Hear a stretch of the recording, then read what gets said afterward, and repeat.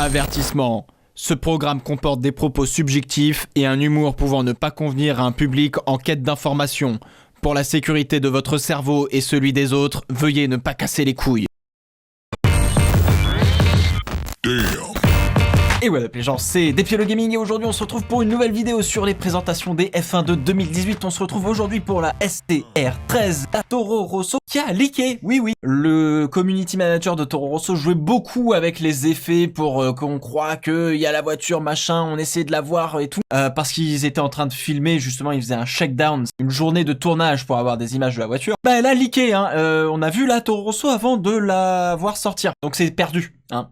Encore une qui s'est fait leaker, qui a pas compris. Du coup, on se retrouve sur la chaîne YouTube de Toro Rosso et y a pas de car launch. Y a pas de car... Non, y a pas de car launch. Je pense qu'ils ont dû voir qu'ils ont joué un peu avec le feu, puis en fait, non, voilà. Tout le monde a leaké la photo, c'était fini. Donc ils se sont dit, bon, bah, on va pas la présenter, ça sert à rien, puisque tout le monde l'a vu. Oui, c'est vrai. Alors, forcément, il y a un truc qui est assez sympa, c'est qu'il y a quand même les Behind the Minds. Alors, Behind the Minds, je suppose que c'est pour jouer avec le Behind the Scenes. Hein, c'est les coulisses, le making-of, genre de choses. C'est bien d'avoir un making-of, mais c'est-à-dire par exemple t'as le making-of de Black Panther, si t'as pas Black Panther le film, ça sert un peu à rien. Bon maintenant après le Behind the Mind c'est un peu plus, c'est leur série pour montrer l'envers du décor de ce qui se passe chez Toro Rosso machin truc. Alors du coup qu'est-ce qu'on fait Toro Rosso? Bah ils ont fait ça à l'ancienne comme Force India et ça on le verra plus tard évidemment dans une autre vidéo. On a amené la voiture le premier jour des essais hivernaux avec une bâche, bah oui parce qu'il faut quand même et puis bah on retire la bâche doucement et du coup bah voilà on a Pierre Gasly donc le petit français qui arrive avec son collègue Brandon Hartley. Ils vont unveiler,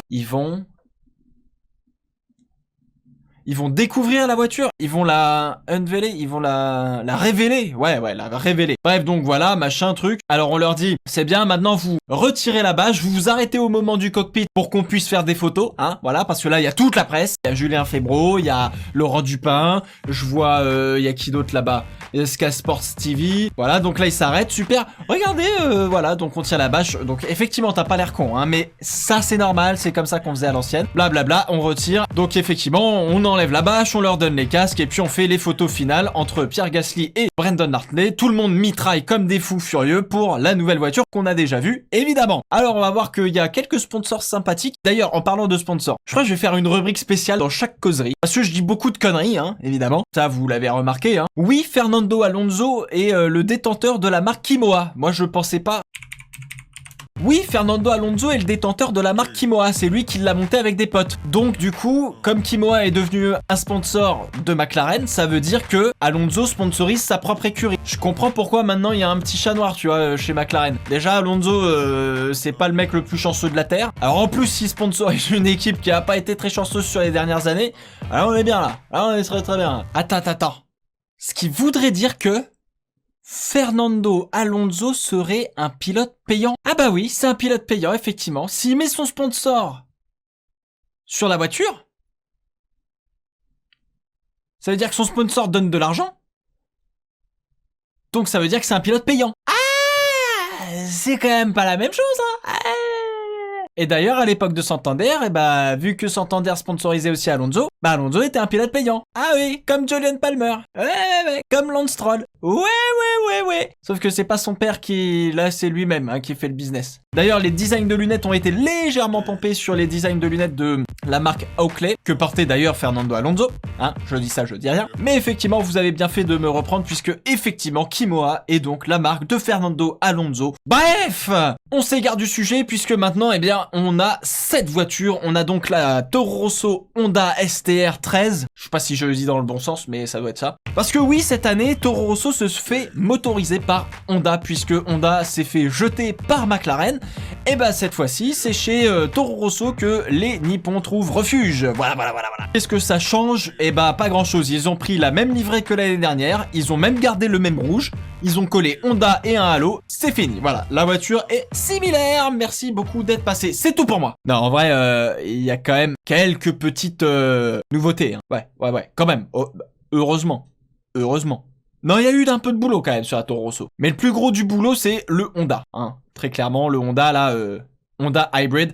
Alors, est-ce qu'on en... Non, mais parce qu'il faut en parler là aussi. Encore une fois, faut qu'on en parle. On le voit, hein. Ça, sur la voiture, on voit le Honda. Pourquoi pour Renault, chez Red Bull, c'est devenu Tag Heuer, et pourquoi chez McLaren, on l'a pas écrit en TPT. Ça veut dire que McLaren a plus honte de prendre un moteur Renault qu'un moteur Honda. Moteur Honda qui, pendant 3 saisons, a fait de la merde. Hein. Ouais, je comprends pas. Hein. Au moins, chez Toro Rosso, ils assument. Alors, petite chose évidemment, pendant cette première semaine de test, Toro Rosso a quand même bouclé beaucoup de tours avec le moteur Honda. Hein, ils ont pas eu de problème. La question maintenant c'est, est-ce que Honda était vraiment le vrai problème ou est-ce que c'est McLaren le vrai problème? Parce que McLaren, ils ont eu quelques petits pépins quand même. Hein. Donc ça voudrait dire que les mecs chez McLaren sont moins bons en fait. C'est pas Honda. Ça viendrait pas de Honda, visiblement. Bref, on s'égare un peu du sujet. Bon, la livrée est pratiquement, voire exactement la même que l'année dernière, à part qu'on a collé un Honda dessus.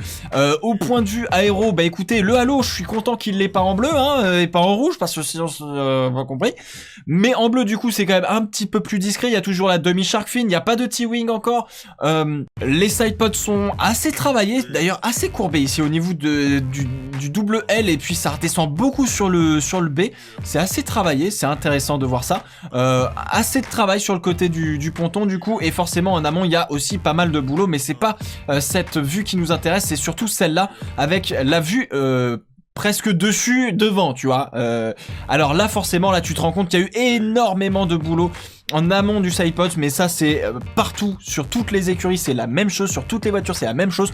Par contre on peut repérer, là... Je sais pas ce qu'ils ont foutu les mecs, mais je sais pas, c'est des... On dirait des petites antennes. Peut-être ils ont oublié de retirer un truc, je sais pas. C'est un appendice aérodynamique chelou, mais pourquoi pas. Faut faire attention quand même parce qu'on risque de se couper. Hein. Le mécanicien qui veut changer la moustache de la voiture, il risque de se couper. Qu'est-ce qu'on fait contre ça? Je le rappelle, Pierre Gasly a déchiré sa combinaison en montant dans la voiture à cause du halo. Qu'est-ce qu'on fait?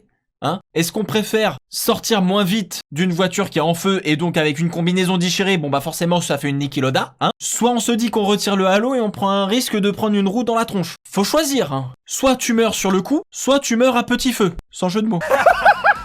Et puis entre-temps, le mécanicien, il aura eu le temps de se refaire les mains hein, sur l'aileron avant avec ses petites piques.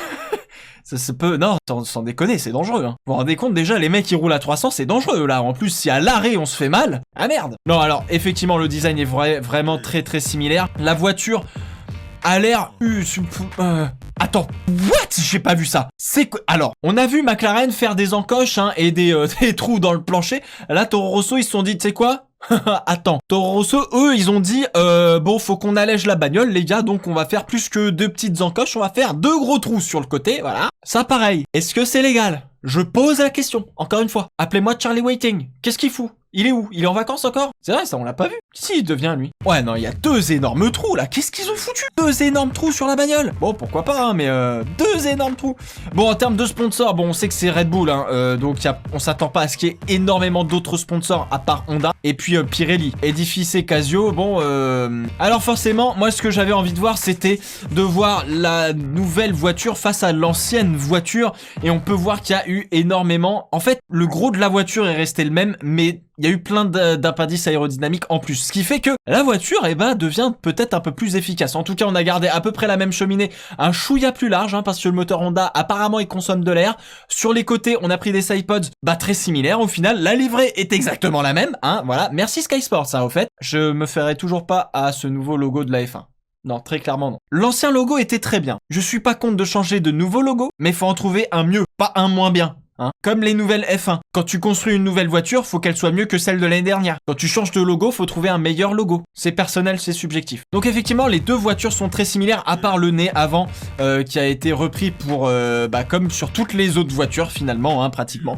Donc l'aileron avant reste comme ça. Enfin, en tout cas, le museau, ce que je parle. Et là où il y a eu le plus de boulot, c'est évidemment en amont des sidepods. Et là, vous voyez toute la masse de boulot et d'appendices qui sont apparus par rapport à l'année dernière. C'est assez incroyable. Et je pense que cette comparaison était vraiment bienvenue sur cette voiture STR13. J'espère que ça va leur porter chance, pas comme pour Red Bull, hein, parce que la RB13 a pas bien fonctionné. La STR13 a l'air de mieux fonctionner et bizarrement, la Toro Rosso a l'air légèrement plus rapide que la McLaren Renault. Ouais. Ce qu'on appelle de l'ironie, hein. Grosse ironie là. Je pense qu'il va y avoir une vague de suicides. Non, c'est pas possible autrement, hein. Chez McLaren Renault, là, s'ils arrivent pas à faire mieux que Toro Rosso, ça va être gênant, hein. Ça va être vraiment plus gênant que Marc GT. Non, cette blague, elle marche toujours pas, en fait. Bon, en tout cas, de toute façon, apparemment, Pierrot, il était plutôt content, hein, de la voiture. Il était plutôt content du travail qui a été fait, donc tant mieux, hein. J'espère que ça leur portera chance et j'espère que ils feront une belle saison Toro Rosso. Surtout Pierre Gasly, j'espère qu'il fera quelque chose de cool. Mais ça, on reparlera des pilotes, puisqu'il y aura quelques épisodes consacrés aux pilotes, évidemment. Voilà. Ciao, ciao.